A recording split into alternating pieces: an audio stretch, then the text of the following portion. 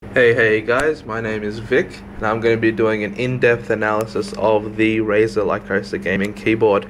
I have had this keyboard for 3 months now, so let's get this review underway. During the initial unboxing, this keyboard does not come with the CD, so you'll have to go to the Razer support website and download it from there. So just note that you won't get the CD. Now, the initial setup, this keyboard comes with a non-braided cable which you'll have to plug into your computer. Now this cable travels for about 12 inches or a foot and then splits off into 4. It splits off into the USB port that is required to run the keyboard itself. Now this keyboard has plug and play, so all you need to do is plug in that USB port and your keyboard is good to go. All the features will be available, the 1000 MHz polling, all the lighting features. However, you won't get the main feature, which is the awesome macro capabilities of this keyboard. Now, that was one of the cables. The second cable is another USB cable, which allows you to use the port on the back of this keyboard. So there's a port right here. So that's good because you can take the USB port from behind your computer and make it there, so you can use this for pen drives, or if you're using a USB headset, so you can plug it directly into there. Now the other two cables are a audio out and a microphone in, which you can then connect to your sound card.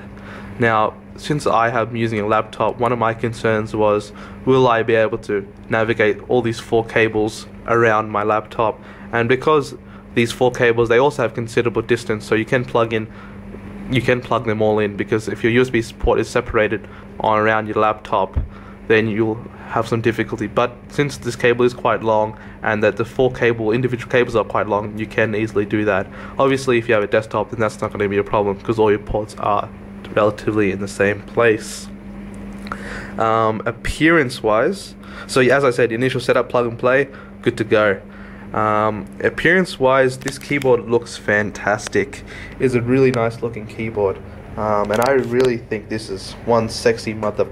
Anyway, but yeah, as you can see, each of the keys are individually backlit and they have 2 different stages, on or off, and the space key doesn't have backlighting for the space key, and so each of these keys is individual lighting and it looks really nice. Some of the little touches which I like Razer have added is this little indentation here and at the back.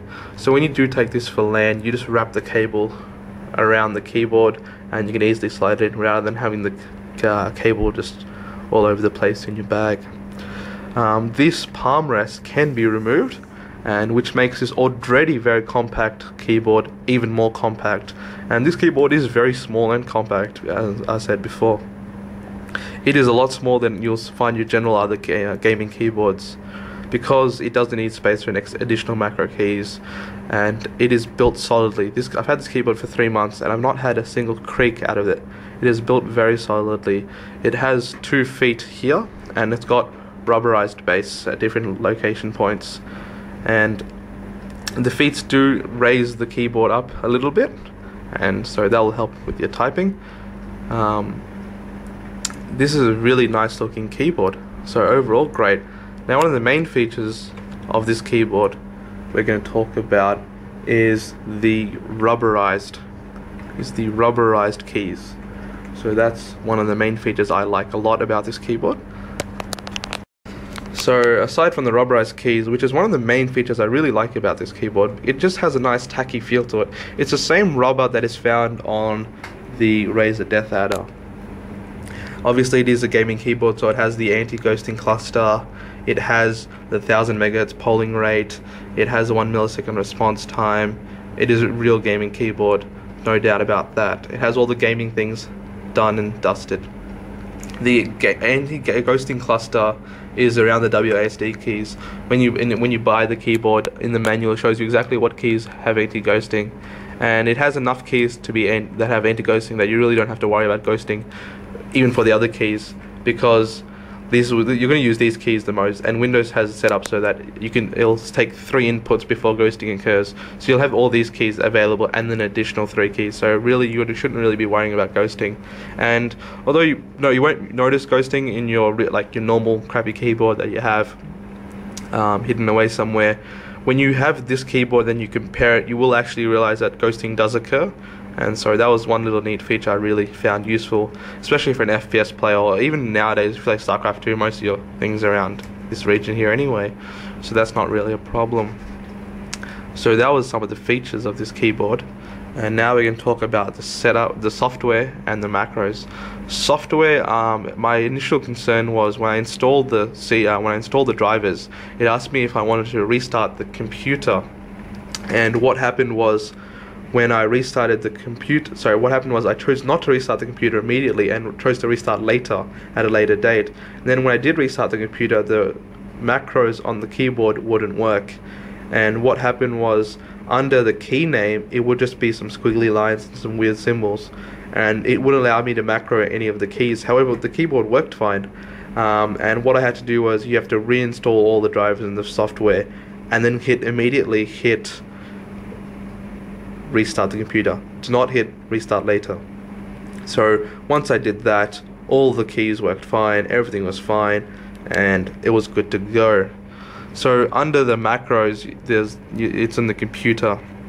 It comes up the firmware and all that. I will be making a separate video on macros because some people seem to have difficulties with the macros setting up and some problems with that. So I will make a separate video for the macros. Just keep note that every single key on this keyboard can be set up to be a macro. So let me just give you for an example. Let's just take any key, that key. This key can be set up to open your computer, open your Explorer, run Windows Media Player, just anything you really want it to do, it can do. Obviously you can choose any of the F keys, which is more probably suitable than choosing that O key. Otherwise you won't be able to type in own, although I guess you'll use the P key for the own, like us pro gamers. Anyway, so macros, I will set up a different video just for the macros. Now I'll go to performance. Performance wise, this is a fantastic keyboard performance wise. Because each of the keys are not raised so high, you don't actually have to lift your finger to the other key. You can just slide it across, and that actually greatly improves the speed of your keystrokes. And also when you press the key, it has a really nice solid feel to it, and it has, although you can see it does make a little bit of sound depending on how hard you press it.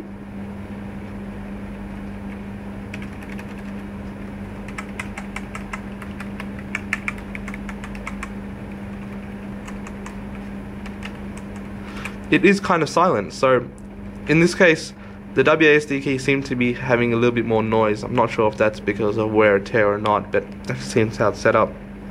It is fairly silent.